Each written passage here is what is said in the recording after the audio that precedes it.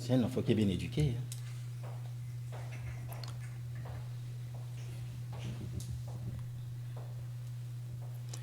Mesdames et messieurs, bonjour et bienvenue. Vous êtes en direct sur Ziana TV, la chaîne au cœur des diasporas. Avant tout, bonne année, très bonne année. Nous espérons que vous avez passé de très belles fêtes et l'année a bien commencé dans vos familles. Et je vous souhaite une réussite totale en cette année 2020 dans l'ensemble de vos activités et surtout la santé, comme on dit. Nous inaugurons cette année avec un homme que vous avez déjà vu sur Ziana TV, mais qui revient aujourd'hui avec une actualité assez importante. C'est Monsieur Mingwa Biango. Bonjour. Bonjour, c'est Makoso. Merci encore une fois, Mingwa Biango. Bonne année. Bonne année, bonne santé. C'est moi qui vous remercie parce qu'effectivement, je suis venu sur Ziana TV il y a déjà un peu moins de 3 ans, sinon 3 ans, et c'est toujours un plaisir de revenir. Je vois que la chaîne a grandi, qu'il y a aujourd'hui beaucoup de collaborateurs, et je souhaite vivement que Ziana TV continue de faire l'actualité de la diaspora congolaise et africaine, et je vous remercie à ce sujet de tout ce que vous faites pour nous. Donc, ça veut dire que vous souscrivez à cette devise désormais, Ziana TV Obosso. Ziana TV Obosso, Ziana TV, dans ma langue on dit Mantoala. Matondo. Voilà, mesdames et messieurs, vous voyez que l'année commence bien. Nous sommes polyglottes désormais et vous aurez l'opportunité de vivre nos émissions en différentes langues. Alors, Mingwa Biango, tout le plaisir de vous avoir aujourd'hui de commencer l'année avec vous puisque nous avons suivi votre actualité en fin d'année dernière. Nous avons reçu ici des personnalités, notamment Alexis Miayuku, Wilfried Dondou et Cyriac Babela, qui étaient venus nous exposer le concept que vous défendez aujourd'hui d'une transition sans Sassou Nguesso. Avant de rentrer dans le vif du sujet, Mingwa Biango, une transition, c'est une chose, sans Sassou, c'en est une autre, alors que nous avons aujourd'hui des propositions qui veulent qu'il soit partie intégrante d'une transition à venir au Congo. D'abord, comment concevez-vous, Mingwa Biango, cette transition que vous voulez sans Denis Sassou Nguesso? Alors, on veut une transition sans Sassou Nguesso, mais déjà, je vais commencer par dire que nous sommes dans un projet collectif. Vous avez reçu ici M. Cyriac Babela, M. Wilfried Dondou et M. Alexis Miayuku, mais il y a bien d'autres personnalités congolaises de la diaspora qui participent à ce projet, dont Benjamin Tungamani, dont on peut rajouter Justin Balonga et Mwanda Moussoki. Ça, c'est pour les organisateurs.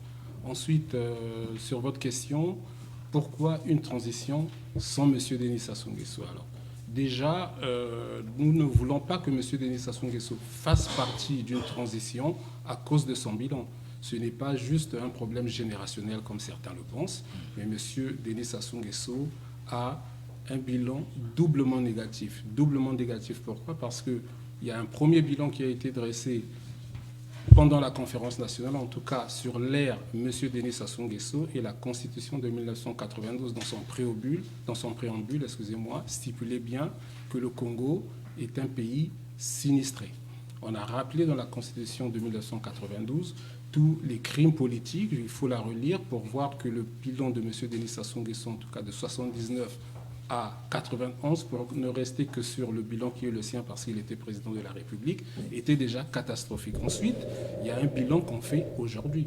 Aujourd'hui, le bilan est de constater aussi que sur le plan humanitaire, il y a eu des massacres très récemment, en tout cas un génocide des Lari dans le Poul, il y a eu des assassinats politiques, il y a eu tous ces jeunes qui ont été massacrés lors de la campagne de la modification de la Constitution en 1995.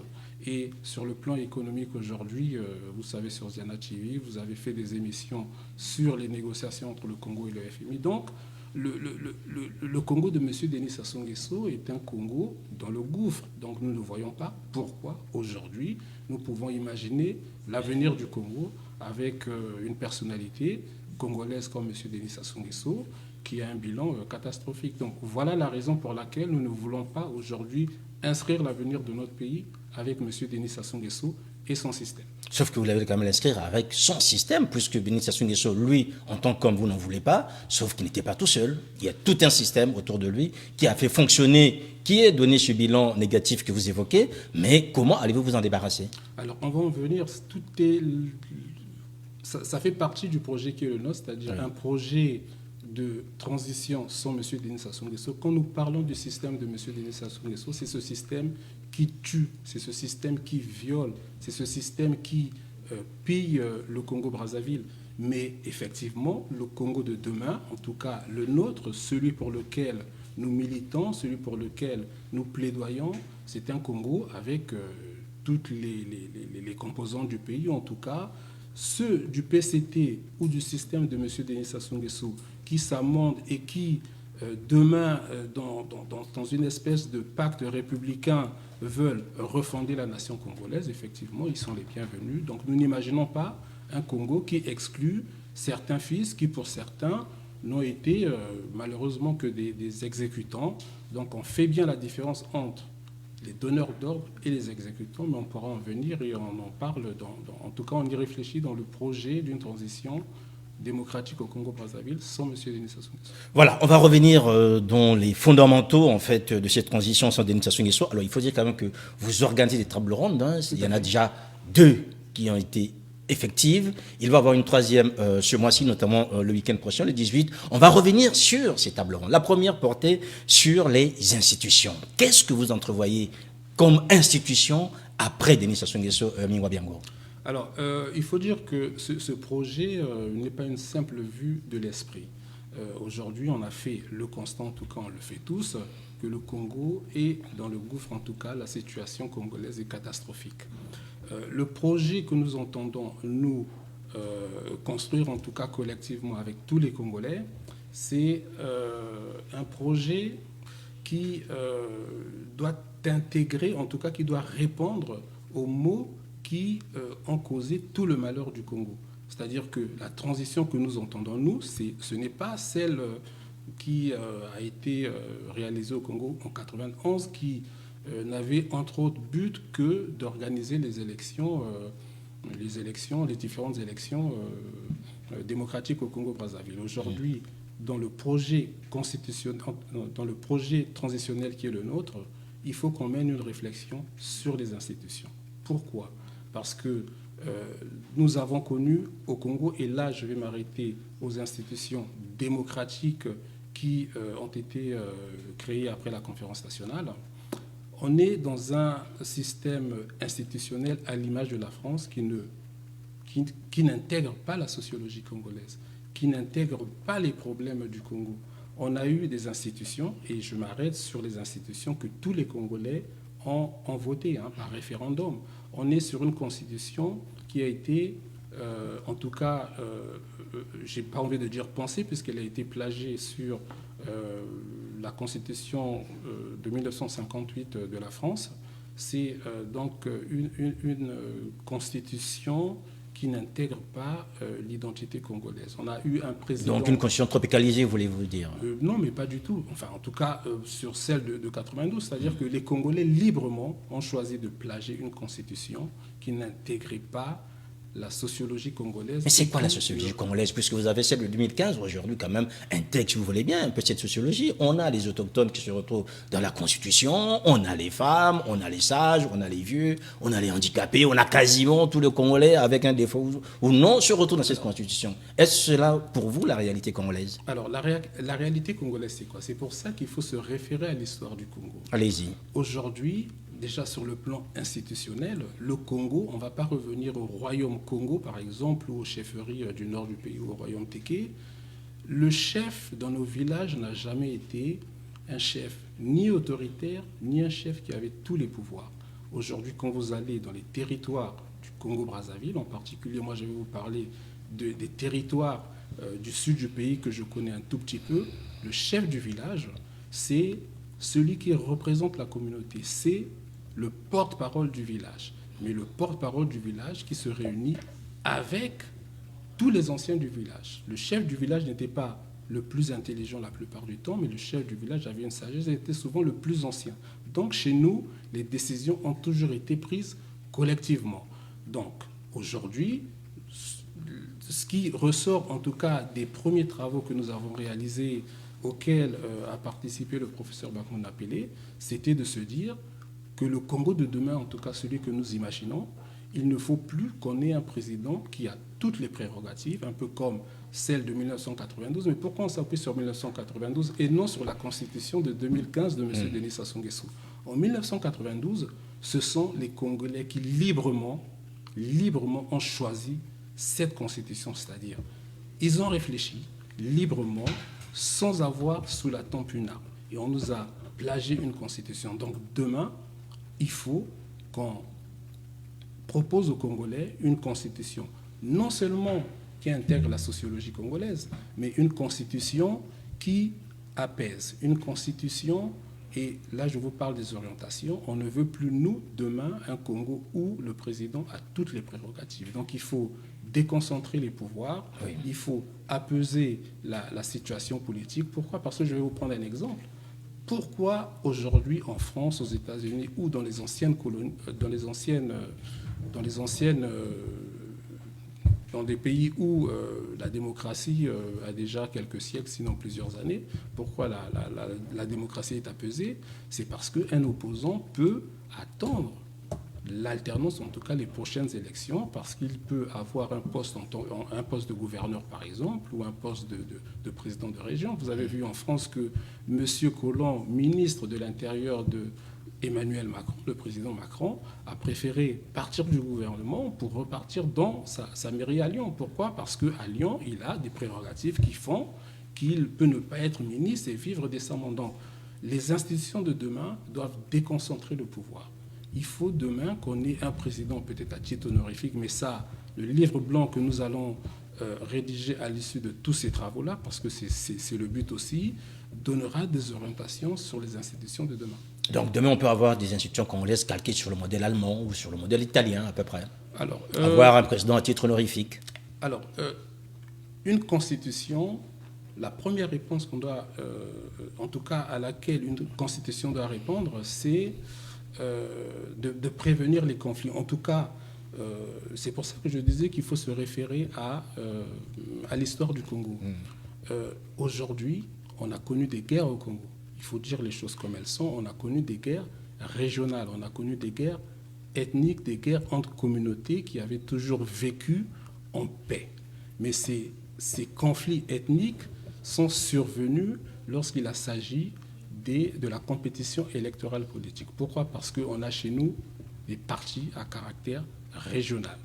Un conflit électoral se transpose en conflit entre communautés. Donc la question aussi est de répondre à cette problématique. Oui. Hein, on ne peut pas faire une constitution juste pour faire une constitution, mais il faut faire une constitution pour répondre aux maux que la société connaît. Donc il faut déjà apporter une réponse par rapport à tous ces partis ethniques, parce qu'il faut le dire, si je vous pose la question, M. Makosso, effectivement c'est vous qui m'interviewez, mais sur quelle base les militants du MCDDI, par exemple de M. Landry Kolela ou de M. Parfait Kolela avec son Yuki adhèrent? Si ce n'est pas sur la base ethnique, je ne sais pas, donnez-moi une réponse. Qu'est-ce que vous en savez? Sur quelle base? C'est parti en comme une idéologie, si vous me permettez. Monsieur Kolela se targue d'être, je dirais, un libéral. Regardez le comité exécutif du parti de M. Landry Kolela. On va parler aussi de M. Tsatsi Mabiala. Regardez ceux qui l'entourent, hein, M. Pascal Tsatsi Mabiala. Ce ne sont que les ressortissants des régions qu'on appelle les régions du Nibolek, donc les régions du Grand Niari. Donc ça veut dire que vous donnez un crédit et un satisfecit au PCT, puisque au moins vous lui reconnaissez, sans doute, vous ne l'avez pas cité, mais je vais peut-être vous précéder, vous lui reconnaissez au moins le caractère ultra-ethnique ou encore d'être au-dessus des ethnies. Mais c'est, on va dire, contextuel, mais c'est surtout qu'un parti au pouvoir depuis plusieurs années, effectivement, c'est créer une clientèle, c'était un parti unique.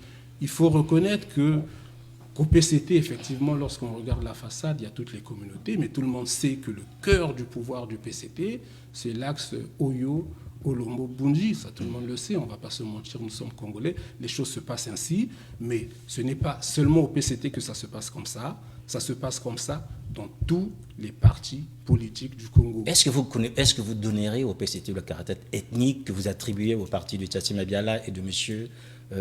Kolela? Alors là, Ziana TV est suivi par plusieurs communautés, mais on va surtout en parler pour faire comprendre à ces communautés-là. Mais sinon, les Congolais que nous sommes savons que le cœur du pouvoir dans les partis politiques est d'abord constitué du clan du responsable du parti. Donc il ne faut pas se mentir, mais ça, ce n'est pas seulement le fait de Tsatsi Mabiala, mais c'est historiquement, si vous voulez, On a vu... C'est fondé sur notre histoire. C'est fondé sur notre histoire. Il faut repartir aux années 46. Donc ça veut dire qu'avec vous, il faudra les dissoudre.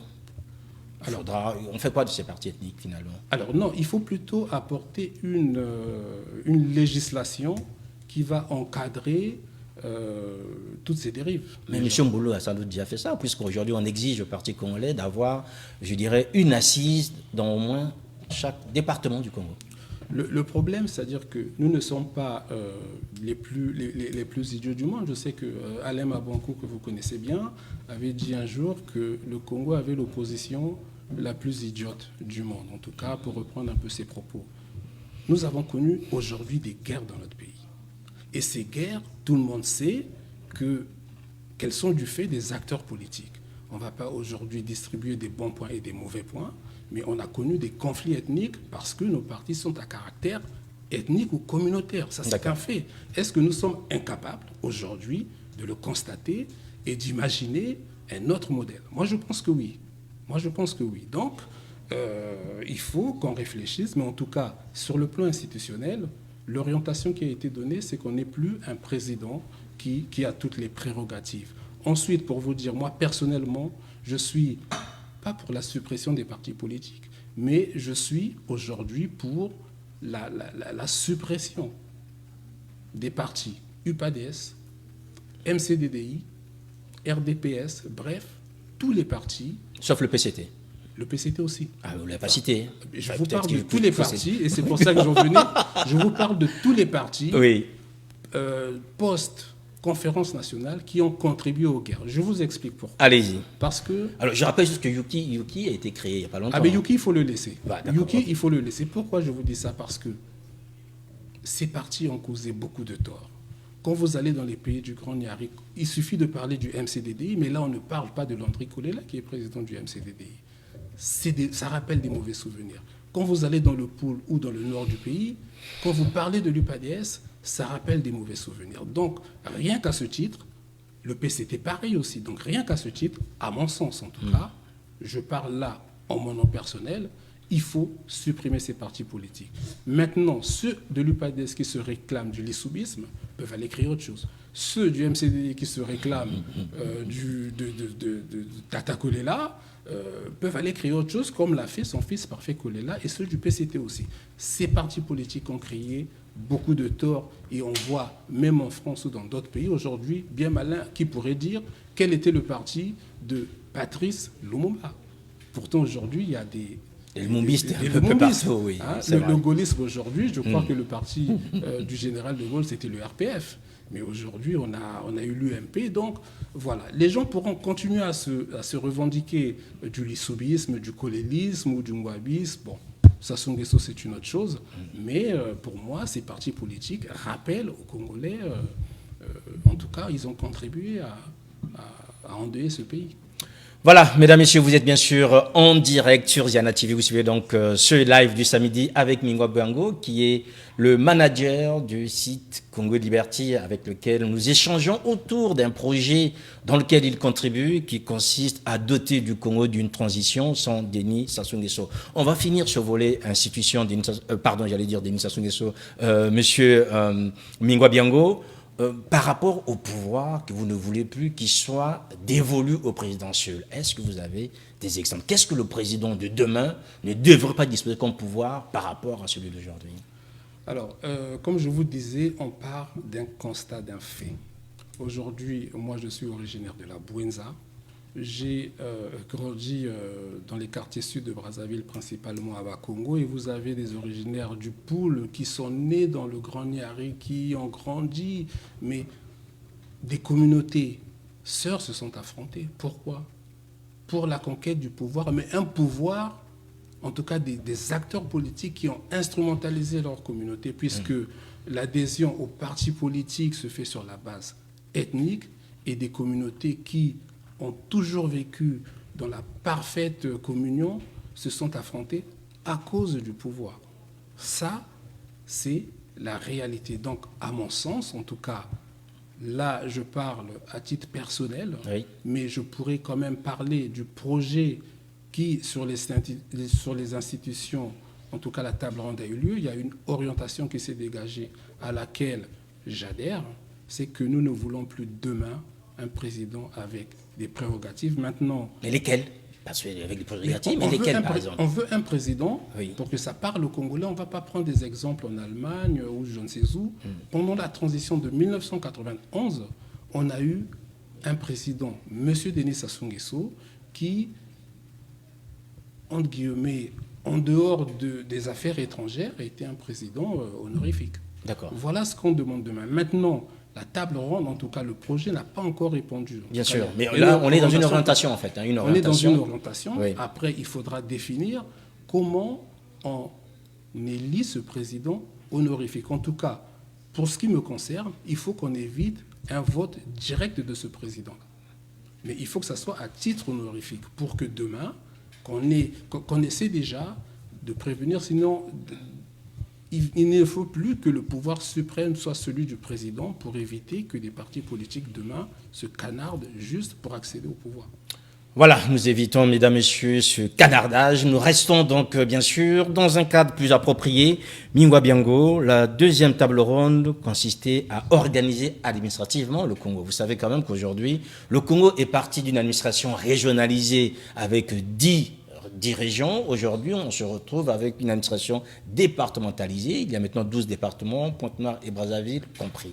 Vous proposez quoi? Aujourd'hui, dans quel type d'orientation êtes-vous pour le Congo administratif de demain? Alors, il faut dire que nous avons eu une première table ronde sur les institutions, mais les institutions d'un pays s'entendent avec, si vous voulez, les pouvoirs décentralisés. Donc, nous avons été obligés d'étaler cette réflexion sur 2 journées, mais sinon tout se tient.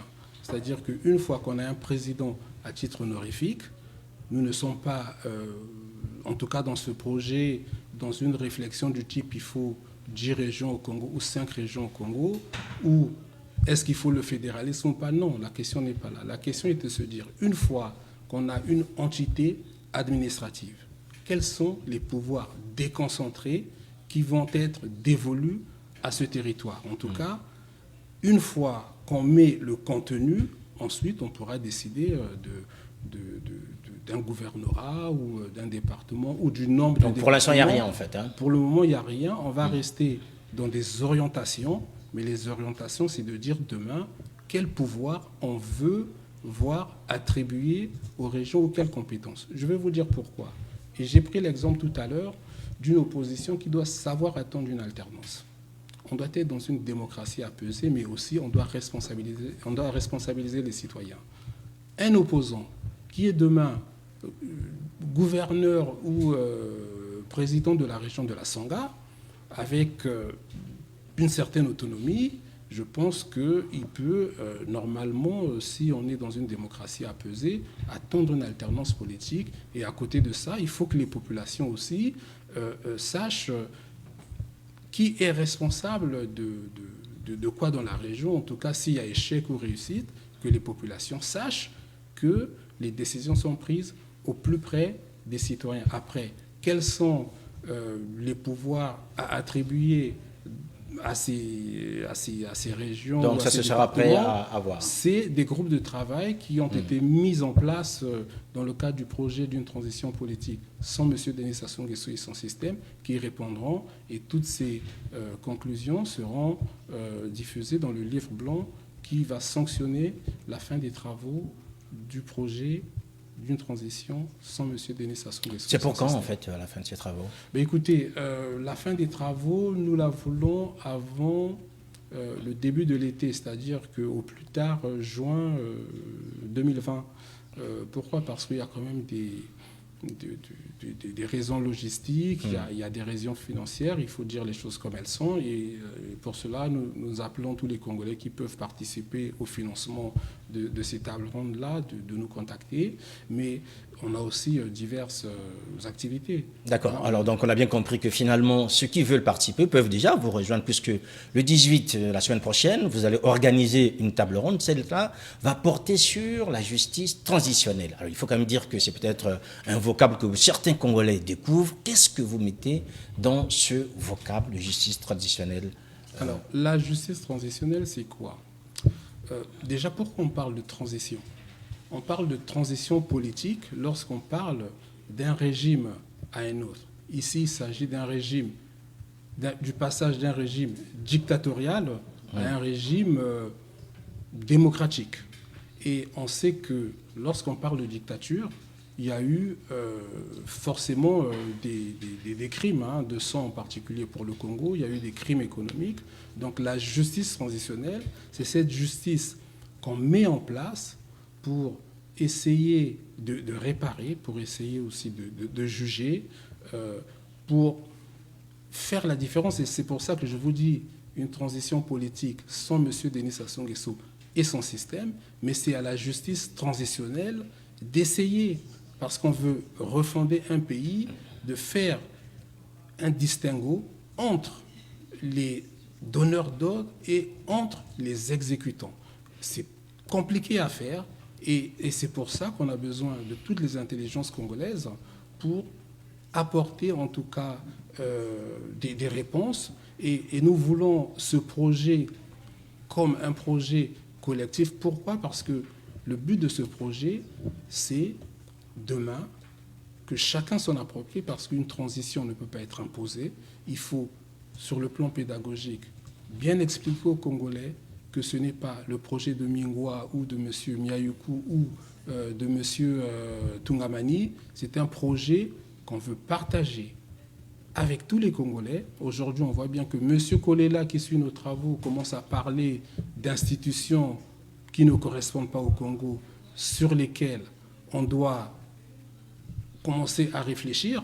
Donc, demain, il faut que les Congolais s'approprient ce projet, que chacun soit l'ambassadeur de ce projet au sein des institutions ou de son organisation. Alors, on va être pratico-pratique. Ça veut dire qu'aujourd'hui, nous avons par exemple la crise, je dirais, la plus fraîche au Congo, c'est celle du pôle.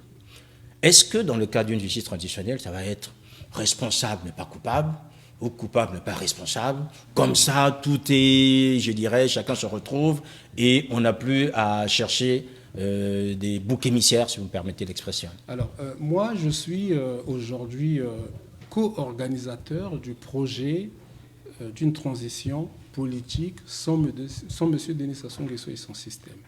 La table ronde du 18 janvier, donc du samedi 18 janvier, qui commence à 12h et qui se termine à 18h, doit commencer à réfléchir. Donc aujourd'hui, si je vous donne une réponse, c'est la réponse de M. Mingwa Biongo. D'accord. Alors, les crimes de sang sont imprescriptibles. Donc pour moi, il y a quand même des donneurs d'ordre. On est quand même en train de commettre un génocide. En tout cas, on a commis un génocide dans le pool. Ce sont des miliciens, des hordes de miliciens et des mercenaires étrangers qui s'en sont pris à une population civile désarmée, sous prétexte qu'on cherchait M. Ntoumi. Donc on a...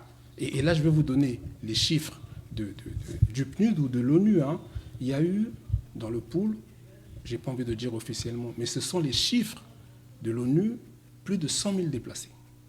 Ça veut dire que plus de 100 000 déplacés ont erré. Ça, c'est ceux que l'ONU a identifiés. Mais tout le monde sait qu'on était dans un blackout. Le pool, c'est quand même la locomotive du Congo, c'est quand même l'une des régions les plus peuplées du Congo où il y a eu des crimes gratuits. Donc pour moi, les commanditaires de ces crimes, excusez-moi, doivent être jugés. La justice transitionnelle, si vous voulez, va essayer d'apporter des réponses, mais justice transitionnelle ne veut pas dire, M. Makosso, qu'on absout tous les crimes. Non, la justice transitionnelle, la justice pénale va continuer à exister. Oui. Donc, pour moi, tous les crimes de sang, en tout cas, tous les commanditaires doivent répondre. Après, ça sera à la justice de dire si ces commanditaires étaient responsables ou pas responsables. Mais après, ça, c'est à la justice de répondre. Je ne suis pas juge, mais pour ma part, je milite pour que tous les crimes de sang soient passés au pénal. Mais là, je ne vous parle pas que de la période de M. Denis Sassou Nguesso. Il y a eu des crimes sous différents régimes.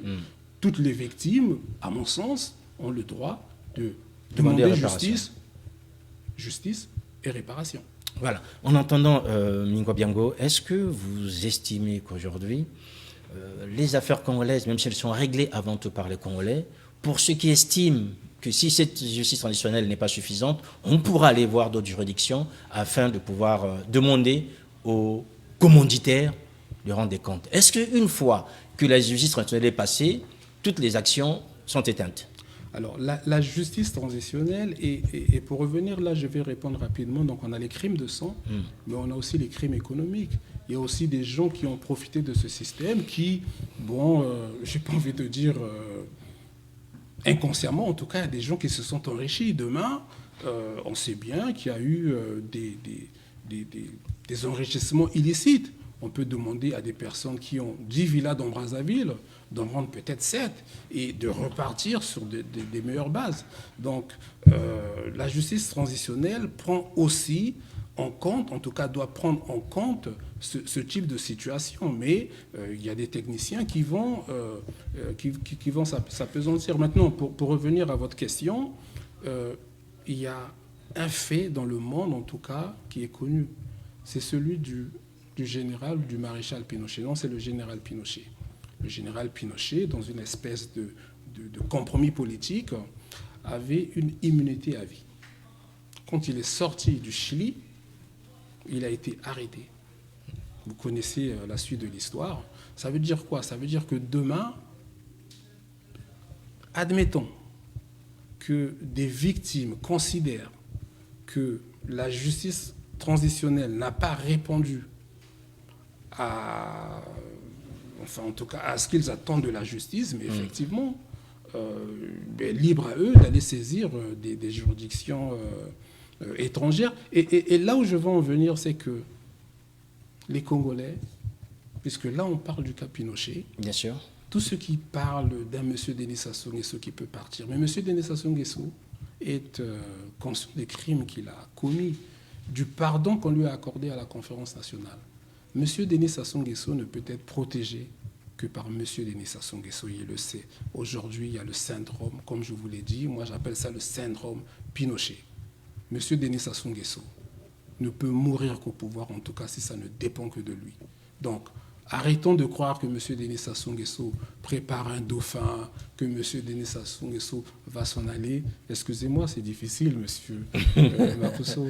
À la place de M. Denis Sassou Nguesso, vous aurez fait quoi? C'est sûr que c'est difficile de se mettre dans sa peau avec tous les crimes qu'il a commis. Est-ce que vous serez parti? Il faudrait lui poser la question. Moi, je ne suis pas à sa place. De vous mettre. Moi, à sa place, je ne serais pas parti. Moi, j'aimerais bien me mettre à sa place avec tous les moyens qu'il a. À ce moment-là, j'aurais peut-être la réponse adéquate. Mais moi, je peux vous dire qu'à sa place, je ne serais pas parti. D'accord. Donc, M. Denis Sassou Nguesso ne pourra pas partir par des élections. Ça veut dire quand même que si on vous entend ainsi, Mignon Biango, on va quand même arriver à un point d'actualité. Ça veut dire que vous récusez en fait la proposition de Pascal Tchatsima Biala de prolonger le mandat de Denis Sassou Nguesso de 2 ans afin de lui permettre de partir en 2023. Entre-temps, on met en place une transition, j'ai bien compris qu'il ne serait pas la vôtre, mais qui permettrait au Congo de préparer une élection présidentielle en 2023 sans Denis Sassou Nguesso. Et là, quand même, je pense que vous pouvez adhérer puisqu'il ne serait plus là. Alors, déjà, je vais commencer par répondre à la proposition de Sassima Biala. Je n'aurais pas, en tout cas moi, évoqué ce fait d'actualité puisque M. Sassima Biala est dans un rôle. Mais M. Sassima Biala est un homme du passé. Et c'est pour ça que j'en appelle à M. Parfait Kolela ou à d'autres acteurs politiques. Pourquoi je dis que c'est un homme politique du passé? Parce qu'ils n'entendent la politique, en tout cas la résolution des problèmes du Congo, que par la conquête du pouvoir. Mais la conquête du pouvoir ne résoudra rien au Congo. La conquête du pouvoir ne résoudra rien au Congo.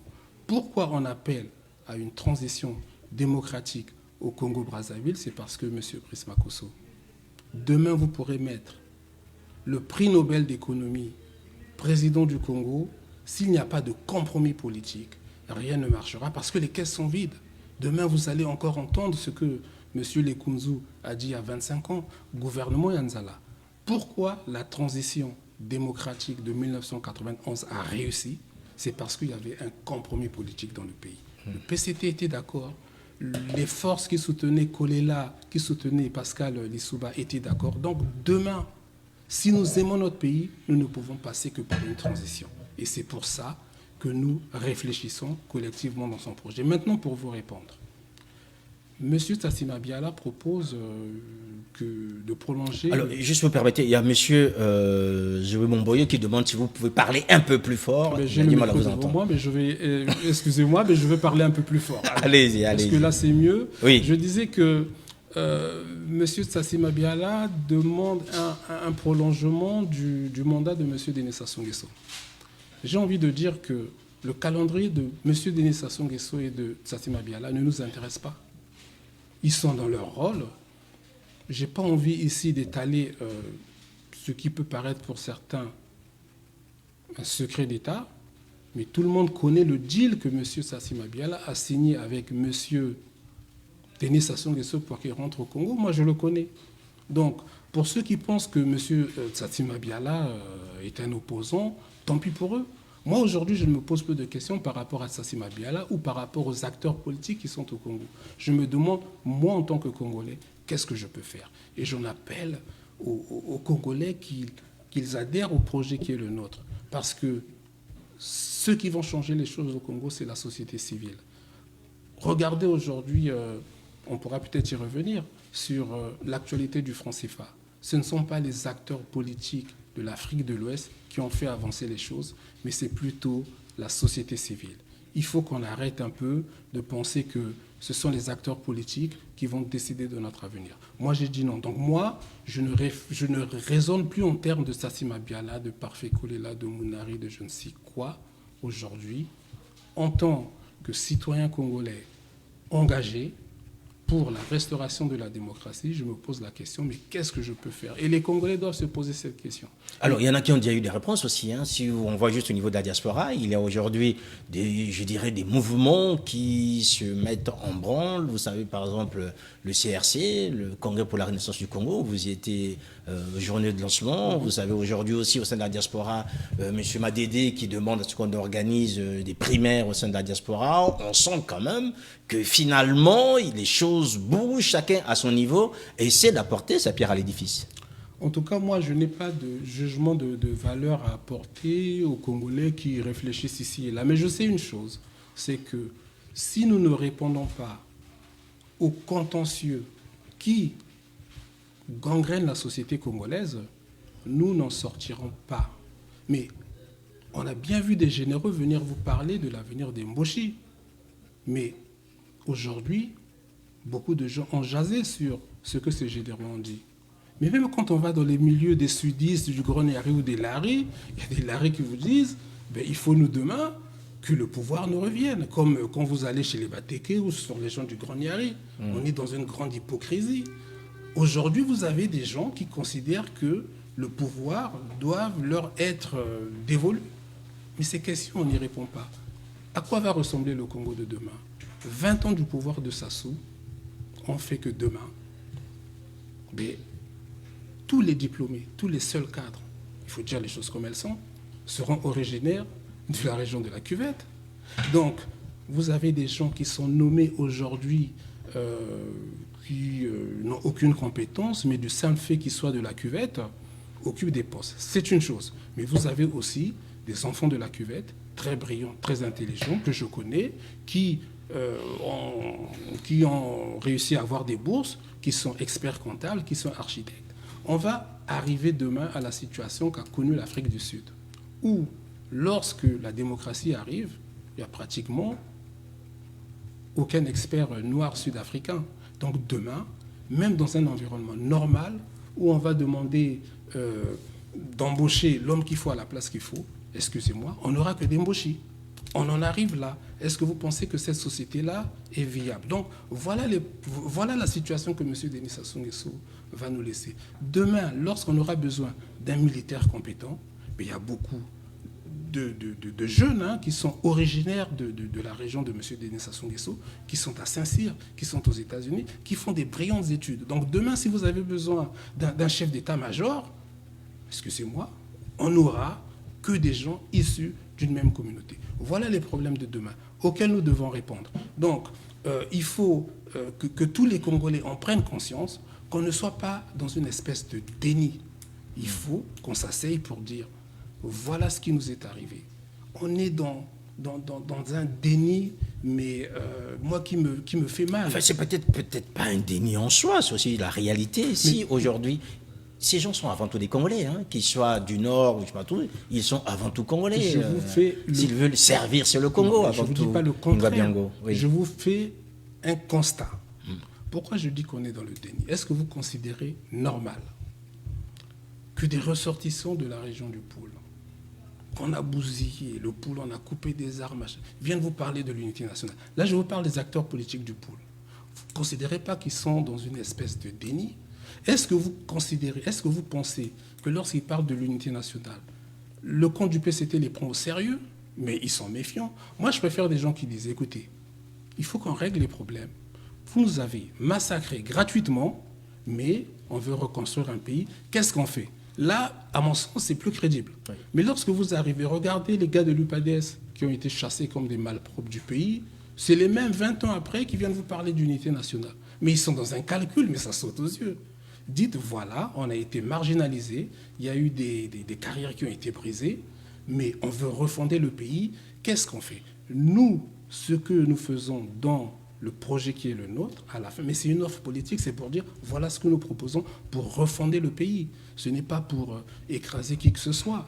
Et on s'opposera à cette façon de faire. Voilà, Mingo Biango, on arrive à la fin. Il y a une façon de faire qui a été décriée ces derniers jours au Congo. Ce sont les ouvrages qui ont été, construits lors des manifestations accélérées ou qui étaient censés moderniser le Congo. Quel regard portez-vous quand vous voyez ces quartiers ensablés du côté, de Mazala, de la base, quand vous voyez une partie de ce viaduc qui s'effrite, quand vous voyez, ces intempéries, maintenant on nous soutient que c'est le dérèglement climatique qui est en train de mettre le Congo les pieds dans l'eau, vous dites quoi? Écoutez, le problème qui se pose, c'est pas seulement d'avoir la volonté de construire. Je n'ai jamais voulu parler de la profession qui est la mienne. Moi, je suis dans l'ingénierie des télécommunications, principalement dans la fibre optique. Donc, j'ai piloté pour des grands groupes de télécommunications ici en France le déploiement de la fibre optique. Je suis aujourd'hui encore dans ce domaine. Mais on peut avoir la meilleure volonté du monde. Et pourquoi je vous parle de ça? C'est que vous pouvez mettre en place un budget pour construire des ouvrages, mais à côté de ça, il faut vérifier le travail qui est réalisé. Moi, dans mon métier, lorsque je suis chef de projet ou que je pilote un déploiement, il y a ce qu'on appelle la recette. Ensuite, il faut contrôler le travail. Une fois qu'on a contrôlé le travail, mais en amont, il faut avoir défini un cahier de charges. Donc, on vous parle du dérèglement climatique. Ce qui s'est passé au Congo, c'est même pas... Là, aujourd'hui, on n'est même pas dans la surfacturation de la route de la Corniche qui s'est effondrée. Cette route a manifestement été mal conçue, n'a pas été contrôlée, et aujourd'hui, on voit les résultats. Donc, moi, je n'ai pas envie de dire réchauffement climatique. Une chose est sûre, ça a été mal fait, mais en termes organisationnels ou en termes de pilotage, le Congolais naïvement pense qu'en attribuant un marché à des Occidentaux, que le travail est bien fait. Mais là, je vous ai parlé de mon métier. Pourquoi? Parce que même ici en France, lorsque vous ne contrôlez pas des ouvrages, croyez-moi, monsieur Makosso, avec la concurrence, avec les prix qui sont tirés vers le bas, on vous fait du très mauvais travail. Donc, lorsqu'on conçoit ce type d'infrastructure ou d'ouvrage, le contrôle se fait en amont et en aval avant le paiement. Pour terminer, Mingo Biango, qu'est-ce qu'on va retrouver cette semaine, en ce début d'année, sur Congo Liberty? Alors, sur Congo Liberty, on s'est spécialisé dans... Enfin, spécialisé, c'est un bien grand mot. On travaille beaucoup sur tout ce qui est corruption, sur tout ce qui est magouille financière et pétrolière. Bon, vous comprendrez aujourd'hui qu'on ne vous donne pas beaucoup plus de billes à ce sujet, mais nous sommes en train je n'ai pas envie de dire de contrôler, mais de surveiller avec des experts nationaux et internationaux les mouvements de tankers pétroliers au Congo. Voilà. Donc on sait depuis 2019 quels sont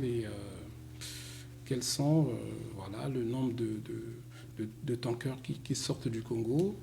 On est aussi sur le groupe pétrolier Elma qui a pris des parts dans certains gisements pétroliers au Congo, d'ailleurs que Total a laissé.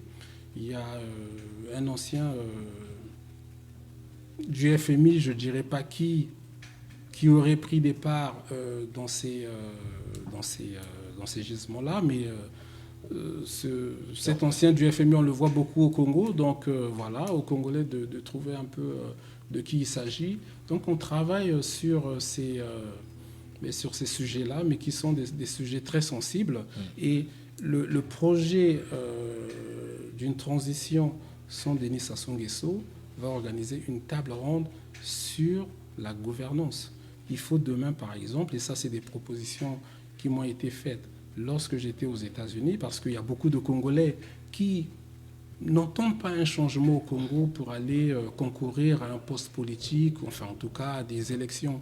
Il y a beaucoup de Congolais et j'en ai rencontré principalement un qui avait les larmes aux yeux, qui m'a dit « mais je travaille dans un hôpital, je viens d'affréter sur Bamako au Mali des conteneurs de lits d'hôpitaux, j'aurais bien voulu le faire dans mon pays, mais voilà, je n'ai pas pu le faire. Je l'aurais fait au Mali aussi, mais je ne peux rien envoyer dans mon pays parce que tout est bloqué. » Voilà aujourd'hui des Congolais qui nous parlent et je peux vous dire qu'il y a une majorité silencieuse de Congolais avec qui nous sommes en contact, mais qui, même en France, sont dans la haute administration française, qui ne s'engagent pas. Pourquoi ? Parce que, excusez-moi, ça ne vole pas bien haut entre nous, des gens qui ne conçoivent pas le changement comme juste des discours anti-Sassou primaires, mais c'est des gens qui veulent être dans la réflexion. Et nous avons reçu beaucoup de propositions à travers le monde de Congolais qui sont au Japon, qui sont en Allemagne, qui sont un peu partout. Et donc sur le pétrole, par exemple, en tout cas sur la gouvernance, il faut demain qu'on ait une espèce d'organisme qui va réfléchir sur ces questions. Il ne faut plus que ça soit un gouvernement qui, en catimini, ce n'est pas seulement vrai pour le gouvernement de M. Denis Sassou Nguesso, mais on l'a vu aussi sous Pascal Lissouba, où le gouvernement a négocié les accords avec Oxy en toute catimini. Non, demain, il faut que toutes ces questions se fassent dans la transparence pour que les élus, le Congolais, l'opposition, en tout cas, je pense qu'il faut même associer dans un organisme toutes les compétences congolaises pour apporter des réponses et que demain, lorsque le gouvernement négocie avec une major du pétrole ou des mines, par exemple, que ça soit le fruit du travail de cet organisme, à mon sens, qui devra prendre des compétences dans l'opposition, dans les syndicats, dans la société civile. Mingwa Biango, merci. C'est moi qui vous remercie, M. Royce Makosso. Qu'est-ce que vous souhaitez pour 2020 ? Alors pour 2020, ce que je vais nous souhaiter, c'est que les Congolais participent un peu plus au financement de tous les sites Internet. Oui. J'ai encore lu sur Internet que le site Congopage, dont je ne connais d'ailleurs pas le responsable, qui était hors ligne pendant 2 semaines. Vous imaginez 2 semaines. Congopage, excusez-moi, c'est l'un des sites, à mon sens, qui a des excellents papiers. Et il faut que les Congolais prennent conscience qu'il y a un coût, qu'on ne peut pas toujours arriver sur Internet, cliquer, lire une information. Non, il y a des coûts. Aujourd'hui, M. Sirmakosso, regardez tout le matériel qui nous permet de diffuser. C'est vrai pour Congo Liberty. Les gens sont parfois un peu surpris quand on demande une aide financière. Mais ce n'est pas moi, Mingwa Biango, personnellement, excusez-moi de le dire, mon site, je peux le financer, j'en ai les moyens aujourd'hui, il y a une équipe, mais on a quand même envie, parce qu'il y a des milliers d'internautes qui viennent nous lire, on a quand même envie qu'une petite participation se fasse. C'est vrai pour Congo Liberty, c'est vrai pour Ziana TV, c'est vrai pour Congo Page, c'est vrai pour Zengamambou, c'est vrai pour le site de notre cher frère Brazza News. Donc, je vais terminer en lingala ou en Allez-y, la langue de votre choix. Congolais, benzol trop au fêlé, benzola, si pas ça la réunion, ben kui ça, ben ça ma kele lengue que bika di reve, voilà. Mambi au fêlé, il que le jakavé. Beno kui ça, na Ziana TV, ben me pesa moi pata, bete futa ba inzo ya beto, na bambonge benové. Mais nakusala émission mutindu papa makosoki na sala yayi ben ke na kati ya studio V yaki na bantu ki na filmer il faut que futa ba bantu na il faut que futa essence ben ke kuisa ben ke tala bon benzolo ofele si ba ke kabula malafu na madia ben me kuisa si me kuma ya kubina ben ke kuisa si me kuma moto me kufwa ben ke pesa ba mbongo mais si mbasi Ziana TV ki na sala dia V benke nyonga wapi mambo aba me pesa ya ndingire mais ngenge na tala Ziana TV ngeme pesa 10 euros V donc bien Félix Bambongo na Congo Liberty na Braza News na Zenga Mambu ngezo la Zenga Mambu vengezo la Braza News Félix na Braza News peto mezo la ofele mambu ni yai PCT que na konda sumba bantu news to nous manesa papa nous on moi lingala c'est pas oui, nous avons amen mais en fait il y a pas de prédication maman bandeko bon tous ça ba congolais tolobaka minoko ki Congo tolobape lingala bon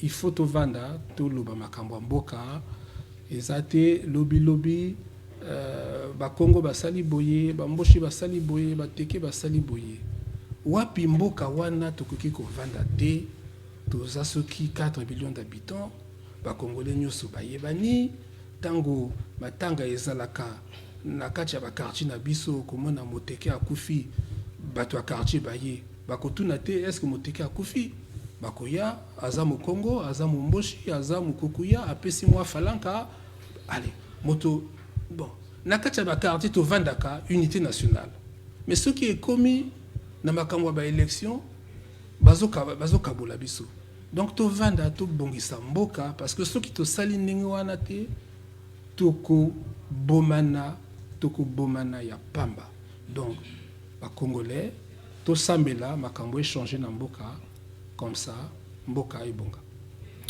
na tondi jo botondi papa Mingwa Biango ndenge olobi bana maye na kanisi boyoki que mboka na biso esengeli to pesa biso oyo to salaka musala ya kolobela makambo mboka opesa pe maboka yango na olobi te papa jango wana na lobi po lelo ata biso na poto ba télévision obomona kawana biso to futaka petit futaka samu l'état ba France Télévision ni beto que futa ba France Télévision oui Nina. Voilà, mesdames, messieurs, vous avez bien compris, il y a quand même une ambiance dans le studio, c'est bien normal. On est en direct sur Ziana TV. Merci encore à mon invité Mingwa Biango. Merci à vous aussi d'avoir été très très nombreux à nous suivre. Je sais que vous n'avez pas été nombreux non plus à réagir, mais vous étiez quand même là pour nous suivre. Merci à ce premier invité. Nous espérons que l'actualité sera toujours sur Ziana TV. Restez fidèles. Merci à Anthony Muyungi. Merci à Doris Kamonzenze, à Hermione Goma, Alexis Passi, Noko Kumunga Koso. Encore bonne année et à très bientôt. Au revoir.